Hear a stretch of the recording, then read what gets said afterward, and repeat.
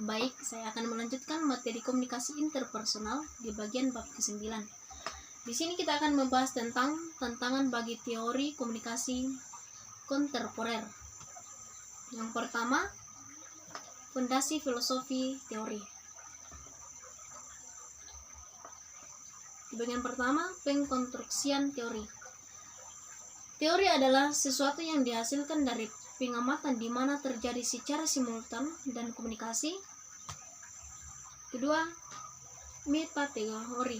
Metateori adalah teori mengenai teori, di mana pertimbangan metateori melibatkan komitmen filosofis yang dapat memberikan batasan-batasan dalam ranah sosial yang dapat dan sebaliknya disusun sebagai suatu teori.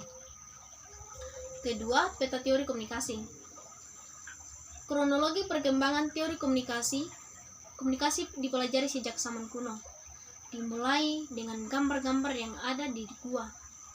Selanjutnya melalui perkembangan dengan menggunakan bahasa serta upacara adat atau yang dilakukan oleh manusia purba. Yang ketiga, tradisi dalam teori komunikasi. Tradisi yang ada dalam teori komunikasi antara lain yang pertama, retorikal. Retorikal ini dibagi dalam berbagai macam. Yang pertama, komunikasi sebagai seni praktis. Yang kedua, komunikator merasa satu tantangan atau masalah yang perlu untuk dihadapkan dengan melalui pesan-pesan secara hati-hati merancang. Kemudian yang ketiga, komunikator menggambarkan satu strategi untuk bergerak pada satu pendengar.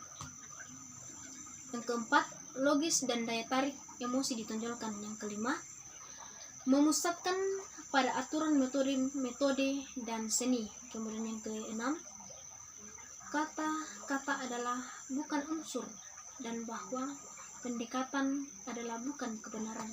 Kemudian semiotik.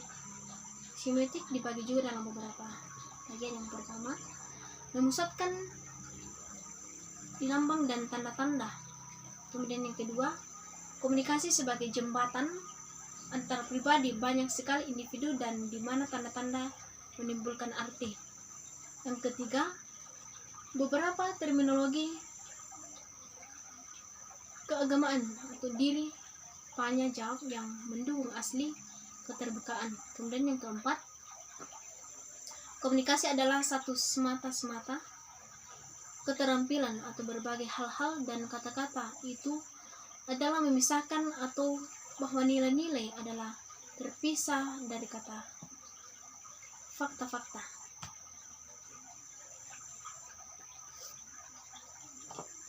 Ya baik, sekian materi mengenai mata kuliah komunikasi interpersonal mulai dari bab 1 hingga bab ke-9. Semoga materi ini bermanfaat bagi siapa saja yang menonton video ini. Sekian dan terima kasih.